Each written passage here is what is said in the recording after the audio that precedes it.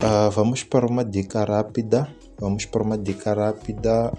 Para esse exercício aqui, que um dos colegas me apresentou e ele estava com dúvidas em relação ao cálculo daquilo que são as reações de apoio. Mas antes disso, a estrutura é essa. A dúvida que o colega tinha era a seguinte: sendo essa estrutura isostática, como é que ele poderia calcular as reações de apoio H e D, não é? Este aqui é o ponto H. Aqui temos o nosso ponto H e aqui temos o nosso ponto D. No ponto D temos a reação DY e a reação DX. No ponto H temos a reação HY e a reação HX. Ok, a questão é como é que vamos calcular essas reações. O primeiro passo é o seguinte: devemos olhar para a nossa estrutura e ver onde é que nós temos rótulas. Sempre que tivermos rótulas na estrutura, temos possibilidade de separar a estrutura exatamente onde temos a rótula. Por exemplo, eu posso separar a estrutura assim, separo ela em duas partes. Mas quantas separações é que eu posso fazer em uma estrutura onde eu tenho uma rótula? Quantas separações eu tenho que fazer? Isso calcula-se. A fórmula de calcular quantas separações nós devemos fazer depende do número de rótulas que nós temos. A fórmula para calcular o número de rótulas que liga certas barras é essa. Basta eu conhecer quantas barras eu estou a ligar, eu posso saber quantas rótulas eu tenho. Por exemplo, no ponto B, que é este ponto aqui, eu tenho aqui 3 barras. Tendo 3 barras, eu calculo aqui 3 barras, substituindo na fórmula, me dá 2 rótulas. Como eu só tenho 2 rótulas, quer dizer que eu posso separar a estrutura 2 vezes, não é? Porque tendo uma rótula, eu só separo uma vez. Tendo 2 rótulas, eu separo a estrutura 2 vezes. Só que essa separação deve ser estratégica. Eu não posso simplesmente separar a minha estrutura. Eu tenho que olhar quais são as possibilidades de separação e, havendo essa separação, efetuada essa separação, eu tenho que saber, ok, qual é o lado onde eu tenho menos incógnitas. Tá já vendo? Eu fiz a separação no ponto B em 2 partes. Tenho a parte à esquerda, a parte à direita. Pego a parte à esquerda porque é onde eu tenho menos incógnita.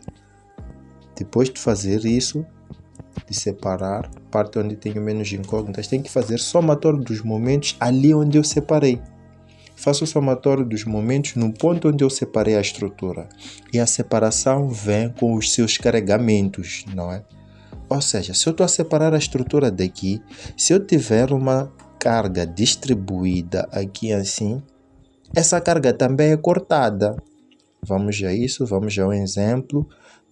Vamos efetuar 2 separações, mas eu tenho diferentes formas de fazer essa separação. Agora, eu que escolho se faço esta separação aqui, terei esta parte da estrutura e esta outra parte. Vou fazer somatório dos momentos aqui no ponto B. Separo essa estrutura, faço somatório dos momentos no ponto B. A reação que eu teria aqui em AY pode ser calculada. É a única incógnita que existe. E se eu separar assim a minha estrutura? Não é? Se eu usar a separação 2. Separo assim a minha estrutura, teria algo do tipo, não é? Teria essa parte de baixo, em que a reação AY já não é uma incógnita, pois foi calculada. As únicas incógnitas que eu teria é a minha reação HY e a minha reação HX. Estão a ver? São as únicas incógnitas que eu teria. E a outra parte da estrutura, quais são as incógnitas que eu teria?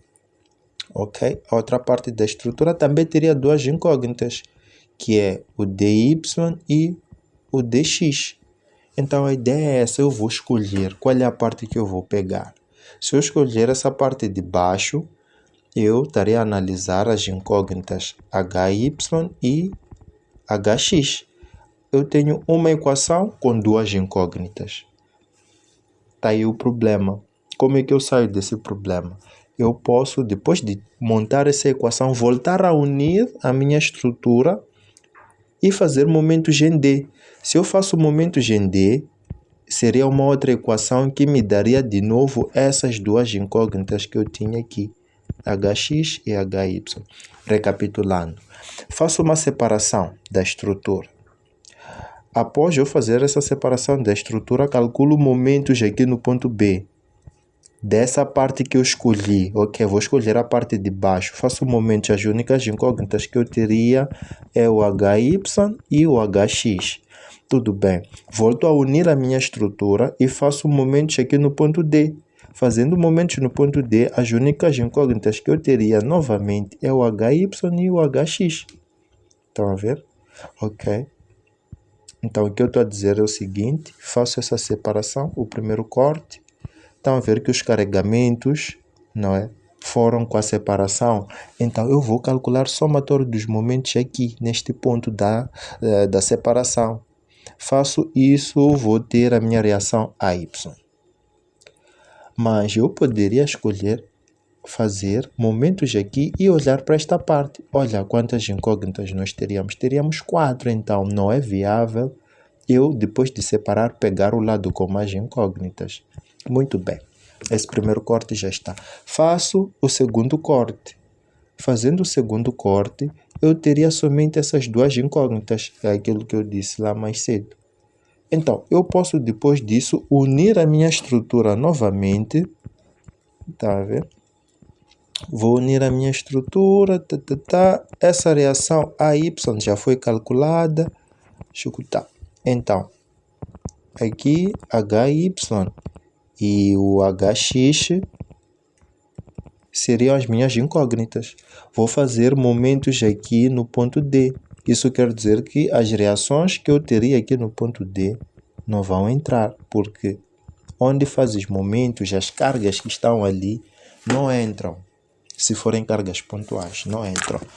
Então, vamos marcar uma aula online para termos essa explicação com mais vagar, não é? Vamos ter essa explicação com mais vagar e também podem marcar sessões para esclarecimento de dúvidas, né? Essa sessão era mais para esclarecer como é que calculariam reações em uma estrutura internamente deformável.